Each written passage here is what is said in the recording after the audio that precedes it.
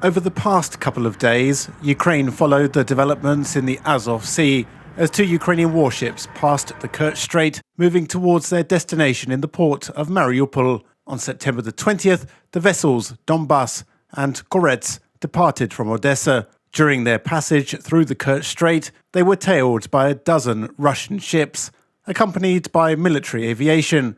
In an attempt to provoke the Ukrainian Navy, several jets made low-altitude flybys. At 9:30 a.m. today, the Navy tugboat Korets finished with the transit of the warships of the Ukrainian Navy to the Mariupol port. Efforts by Ukraine to increase its military presence in the Azov Sea are greeted by the residents. Everything to do with the military structure must be strengthened. Constant training is the only way. The enemy is always alert.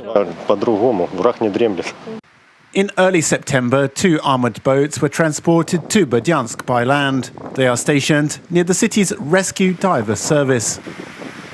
We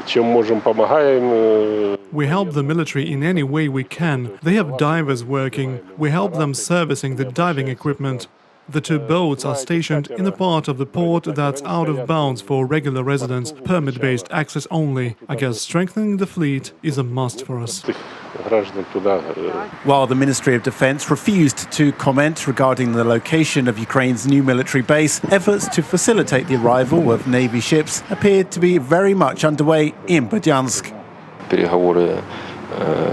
We had negotiations with the Navy and the Mayor's office. A piece of real estate was transferred to the military so that they could create a base for their personnel's permanent quarters, which will be located in our city. Ukraine's military build-up in the Azov Sea comes as response to Moscow's activity over the past months that is commonly described as a blockade, where the Russian Navy would detain vessels from across the world, preventing them from accessing Ukraine's Azov Sea ports.